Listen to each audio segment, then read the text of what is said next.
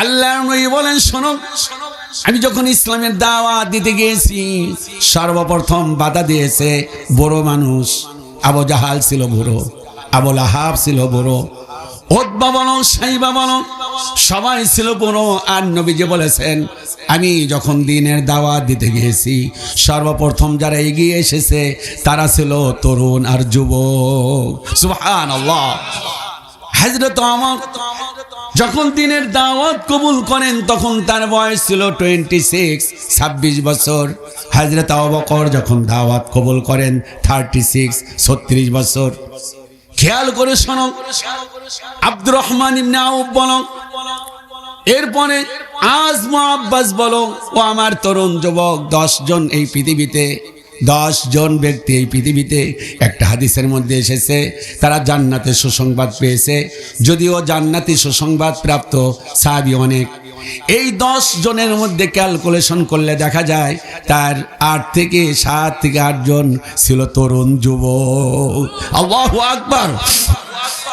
এই জন্য বিশ্বনবী তরুণ যুবকদের ব্যাপারে বলেছেন, ও আমার তরুণ যুবকেরা কান পেতে শোনো, সাবাতুন ইযিল্লুহুমুল্লাহু ফি যিল্লিহি ইয়াওমা লা যিল্লা ইল্লা যিল্লুহু। নবীজি বলেছেন, কিয়ামতের দিন, মুসিবতের সময় আমার ছায়া ব্যতীত যখন আর কোন ছায়া থাকবে না, তখন আল্লাহ পাক সাত শ্রেণীর লোকদেরকে আল্লাহ পাক আরশে আজিম জায়গা করে দিবেন। চিল্লা বলুন আল্লাহু আকবার। হাত তুলে তরুণ যুবকেরা বলো, কয় শ্রেণী? 7 শ্রেণীর তরুণ, 7 শ্রেণীর লোকদেরকে আরশে আজিমে জায়গা করে দিবেন। তন্মধ্যে 2 নম্বরে বলেছেন, ওয়াশাবুন নাশা ফি ইবাদাতিল্লাহ। ওই সকল তরুণ যুবকদেরকে আল্লাহ পাক আরশে আজিমে জায়গা করে দিবেন যখন আল্লাহর ছায়া ব্যতীত কোনো ছায়া থাকবে না। তন্মধ্যে ওই সকল তরুণ যুবকদেরকে যারা তার যৌবনকাল কাটিয়েছে আল্লাহর ইবাদতে। সুবহানাল্লাহ। খেয়াল করে শোনো, যৌবনকাল কাটিয়েছে আল্লাহর ইবাদতে। ও তরুণ যুবক, বৃদ্ধ বয়সে 70টা সেজদা, আর মনে রাখবা তরুণ বয়সে একটা সেজদা আল্লাহর কাছে অনেক প্রিয়। চিল্লা বলো আল্লাহু আকবার। তরুণ যুবকদের একটা সেজদা আল্লাহর কাছে অনেক অনেক প্রিয়। চিল্লা কি আল্লাহু আকবার বলবো না? ভাইজান ভালো আছে? আলহামদুলিল্লাহ। হ্যাঁ ভালো। প্রধান অতিথি আলেম মানুষ দাওয়াত করছে, এটা ভালো। এরকম আগামীর পরিবেশটা কায়েম করো না। কথা বলতে দিবা না তো? একটু কথা বলতে বলবা যে হুজুর এই প্রসঙ্গগুলো রাখো। আগামীর দেশটা আলেমদের দেশ হোক, এই কথা বললে মাহফিল বন্ধ করে দেওয়া হচ্ছে। এরকম ইতিহাস আছে না নাই? আর কথা বলো, আছে না নাই? তো প্রধান অতিথি আমার ভাই মঞ্জুর ভাই, আমি অনেক আগে তার সাথে আমার পরিচয় 20 বছরের। আলহামদুলিল্লাহ বলি, ভাই বসবে, ইনশাল্লাহ কথা শুনবে। আমার তরুণ যুবক ডানে বামে আর কোনো সুযোগ নেই ডানে বামে তাকানো। মজা দেবার আমি প্রথম 10 মিনিট দিয়েছি, খুব মনোযোগ দিয়ে শোনো। এবার শোনো, এই ছেলে, ওই সকল তরুণ যুবক যার যৌবনকাল কাটিয়েছে ইবাদতে, এবার দেখতে চাই লজ্জার কিছু নাই এমন একজন তরুণ যুবক হাত তুলে বলো, বিগত 1 মাসের মধ্যে একদিন হলেও তাহাজ্জুদ পড়েছো? একজন হাত তোলো। একজন তরুণ যুবকের কথা বলছি, বড় মানুষ না। যদিও একজন হাত তুলেছেন, তার বয়স আমার মনে হয় 40 আপ হবে। একজন তরুণ হাত তুলতে পারলা না। আমি আজকে এই মাহফিলে অনেক তরুণ যুবক, এমন একজন যুবক দেখতে চাই দিনের মধ্যে 100 বার আস্তাগফিরুল্লাহ পড়েছো। আজকে এই দিনে একজন তরুণ যুবক হাত তুলো। একজন হাত তোলা পাওয়া গেল না। আমি আবার এমন একজন তরুণ যুবক দেখতে চাই আজকে দিনের মধ্যে ডার্লিং এর সাথে আলাপ করেছো, হাত তুলো। এবার হাসে, তার মানে মায়ের আছে। কি হবে এই তরুণ যুবকদের নিয়ে? আমি আমার তরুণ যুবকদেরকে হতাশার মধ্যে ফেলতে চাই না। ও আমার তরুণ যুবক, আল্লাহ পাক তোমাদেরকে হাত ছানি দিয়ে ডেকেছে, তোমরা এগিয়ে আসো শান্তির ছায়া তলে। নবীজি আবার 7 শ্রেণীর মধ্যে আর এক শ্রেণীর কথা বললেন। ওই সকল তরুণ যুবকদেরকে আল্লাহ পাক আরশে আজিমে জায়গা করে দিবেন। 7 শ্রেণী বলা সম্ভব না। যে সকল তরুণ যুবকদেরকে সুন্দরী সম্ভ্রান্ত পরিবারের মেয়ে, একটা সুন্দরী নায়িকার মতো চেহারা, সুন্দরী চেহারা, সে তাকে ডেকে বলল আমি তোমাকে ভালোবাসি। আর ওই তরুণ যুবক বলল ইন্নী আখাফুল্লাহ, আমি আল্লাহকে ভয় করি। কিয়ামতের দিন আল্লাহ পাক 7 শ্রেণীর লোকদেরকে আরশে আজিমে জায়গা করে দিবেন। তার মধ্যে 2 শ্রেণী হলো তরুণ যুবক। চিল্লে বলো আল্লাহু আকবার। আর প্রেমের অফার দিবে, তরুণ যুবক বলবে ইন্নী আখাফুল্লাহ, আমি আল্লাহকে ভয় করি। রাগ তোর চেহারা।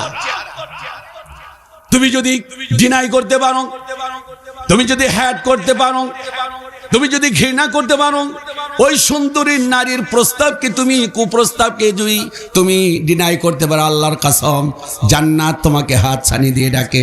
আল্লাহু আকবার।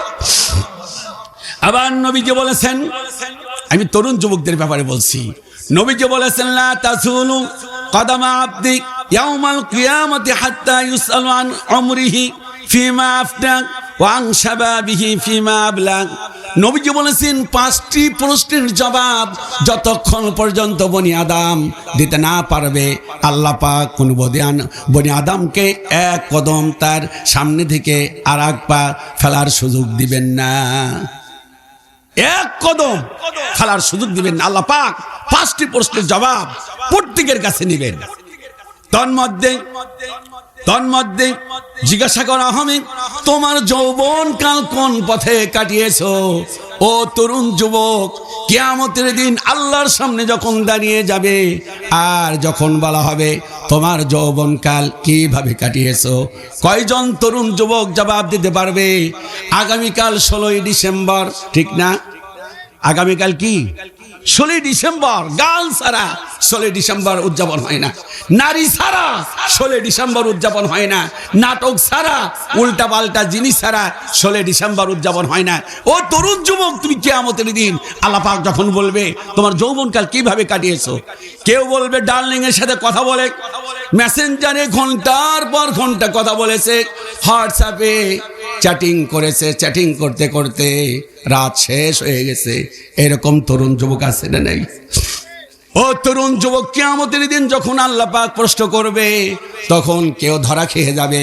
কেউ বলবে আল্লাহ 4টার সাথে প্রেম করেছি, কেউ বলবে 8টার সাথে, কেউ বলবে 2টার সাথে। অনেক তরুণ যুবক ধরা খাবে, তাদের যৌবনটা কাটিয়েছে পতিতালয়ে। এই ছেলে কথা বলবা না, হাসির জন্য মাহফিল দেয় না। একটা মিনিট, অনেক সময় 1 মিনিট সময় যদি গোনা যায় 1000 টাকার উপরে যাবে, যে টাকা খরচ গেছে। কথা বলেন না আপনারা? একটা টু শব্দ হবে না। এই জন্য তৈরি হয়ে যাও।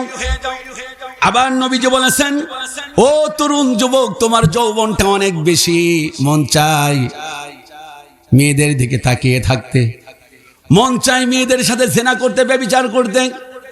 এই জন্য নবীজি বললেন ইয়া মাশারাস শাবাব, ও যুবক সম্প্রদায়, ইয়া মাশারাস শাবাব, ও যুবক সম্প্রদায়, মান ইসতাতা মিনকুমুল বাআতা ফালিয়াতাজাওয়াজ। নবীজি বলেছেন মেহেরবানি করে যুব সমাজ, যাতে করে তোমার জেনা ব্যভিচার না হয়। এই জন্য নবীজি বললেন যদি সামর্থ্য থাকে মেহেরবানি করে, নবীজি বললেন শোনো তুমি বিয়ে করো। যুবকদেরকে বিয়ে করার কথা বললেন। আজকে তরুণ যুবকেরা 30 বছর হয়ে যায় বিয়ে করে না, 35 বছর হয়ে যায় বিয়ে করে না, মেয়েরা 25 বছর হয়ে যায় বাবা মেয়েকে বিয়ে দেয় না। অথচ নবীজি বলেছেন 3টি কাজে কখনো দেরি করবে না। আমার পূর্বের বক্তাও বলেছেন তন্মধ্যে যদি পাত্র এবং পাত্রী সাবালক সাবালিকা হয়, আর যদি বিয়ের প্রস্তাব আসে, নবীজি বলেছেন দেরি করো না, বিয়ে দিয়ে দাও। পৃথিবীতে নবীজি বিয়ে সব চাইতে সহজ করেছেন। একজন সাহাবীকে বিয়ে দিয়ে দিলেন। নবীজি বললেন এবার দেন মোহর দাও। বললেন ইয়া রাসূলুল্লাহ, আমার দেন মোহর দেব, টাকা নাই, পয়সা নাই, দেন মোহর দেব কেমনে? নবীজি বললেন শোনো, তোমার স্ত্রীকে সূরা ইখলাসটা শিখিয়ে দাও, এটাই দেন মোহর। সুবহানাল্লাহ কই না? করে তাকায় আছে সুবহানাল্লাহ বলে। বিয়েটা পৃথিবীতে সবচেয়ে সহজ করা হয়েছে। আর এই ছেলেকে যদি বলা হয় যে তুমি বিয়ে করো, বিয়ে করতে পারবে না। বিয়ে করতে পারবে না কারণ কি দেন মোহরের টাকা লাগবে অনেক, মেয়ে দিবে না। বলবে যে কোথায় চাকরি করে, সরকারি চাকরি না হলে অথবা তার ব্যাংক ব্যালেন্স না থাকলে বিয়ে দিতে চায় না। নবী বলেছেন এগুলো করো না। নবীজি বলেছেন যুবক বিয়ে করো। সুবহানাল্লাহ। কি করো? বিয়ে করো। আজকে বিয়ে করা, বিয়ে দিচ্ছে না, বাপ মা দিচ্ছে না, সমাজ তার শুধুমাত্র একটু ইনকামটা না থাকার কারণে তাকে বিয়ে দিচ্ছে না। নবীজি বলেছেন, শোনো, মানিস্তাতা আমিন কুমুল বা, তোমার যদি সামর্থ্য থাকে তাহলে বিয়ে করো। আর যদি বলেছেন, শোনো গো, তুমি যদি বিয়ে করতে না পারো তাহলে রোজা রাখো। কি রাখো? রোজা রাখো, সিয়াম পালন করো। কারণ সিয়াম পালন করলে তোমার যৌবন, তোমার তারুণ্য কিছুটা কমে যাবে। তরুণ যুবকদের ব্যাপারে কথা বলেছেন। আল্লাহু আকবার বলেন। আমি কিন্তু এই বিষয় নিয়ে আসি নাই। আমি চ্যাটজিপিটিকে জিজ্ঞাসা করলাম যে আমার সামনে অনেকগুলো যুবক আছে, আমাকে যুবকদের ব্যাপারে একটা ওয়াজ সাজিয়ে দাও। এই মাত্র সাজিয়ে দিচ্ছে। এটা আল্লাহর কসম, আমি এর আগে লিখে নিয়ে আসি নাই। আমি চ্যাটজিপিটিকে এখানে ওটার 1 মিনিট আগে জিজ্ঞাসা করছি, আমাকে দিয়েছে, তাই বলতেছি। যদি আগে জানতাম যে এত তরুণ যুবক, তাহলে আর একটু সুন্দর করে সাজিয়ে দিতে পারতাম। যদি চ্যাটজিপিটি যিনি তৈরি করেছেন উনি যদি মুসলিম হতেন, আমাদের আগেই জান্নাতে চলে যেতেন। সুবহানাল্লাহ বলেন না? ও তরুণ যুবক, আল্লাহর নবী আবার বলেছেন, শোনো, নবীজি বলেছেন, ইগতানিব খামসান ক্বাবলা খামসিন, 5টা জিনিস, 5টা জিনিসের পূর্বে তুমি গুরুত্ব দাও। 5টা বিষয়কে 5টা বিষয়ের আগে গুরুত্ব দাও। তন্মধ্যে বলেছেন, শাবাবাকা ক্বাবলা হারামিকা, তোমার যে বার্ধক্য চলে আসবে, বার্ধক্যের আগে তোমার যৌবনকে গুরুত্ব দাও, যৌবনকে কাজে লাগাও। সুবহানাল্লাহ, যৌবনকে কাজে লাগাও, যৌবনকে কাজে লাগাও।